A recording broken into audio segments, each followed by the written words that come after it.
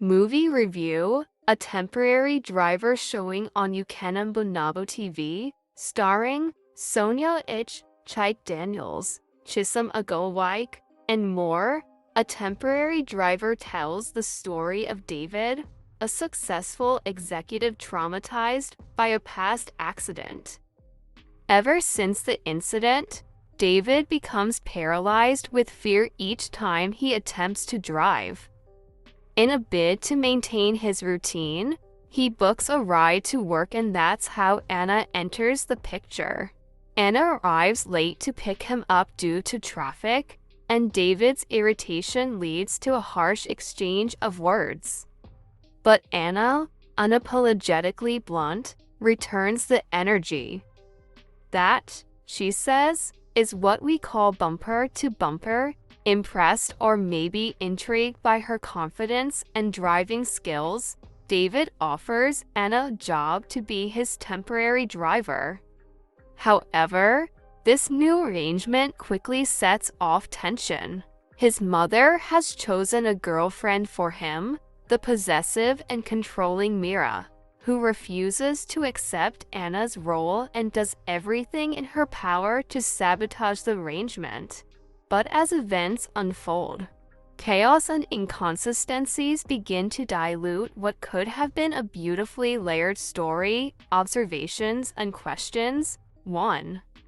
Why did David pay Anna by transfer the second time when he had clearly paid cash after the first trip?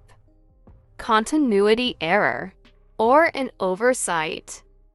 It seemed inconsistent, especially as the temporary driver arrangement should have replaced ad hoc payments, too. If Anna was hired as a temporary driver, shouldn't there have been a salary or contract? Instead, we kept seeing David pay her after each trip, which defeats the whole purpose of her being his driver and not just a regular cabbie. 3. Why was Anna shocked she was going to a meeting with David right after giving him a pitch in the car? This scene lacked logical flow. She made a solid business presentation in transit. Surely she knew she was involved. 4. Mira saw Anna and David drive off. Why then go into his office asking about them? A scene that added unnecessary confusion. Did she suddenly forget what she just saw? 5. David's grammar lapses were distracting. At one point he said, "I've been on this contract for more than months now," then immediately corrected it to 2 months. That inconsistency makes it hard to take the character's credibility seriously, especially for someone meant to be a tech CEO. 6. Who doesn't know David in this town? The CEO of Empire Tech. That line was an over-the-top generalization. Not every CEO is a household name, especially in a realistic setting. 7. When Mira demanded David fire Anna, he texted, but Anna said he called.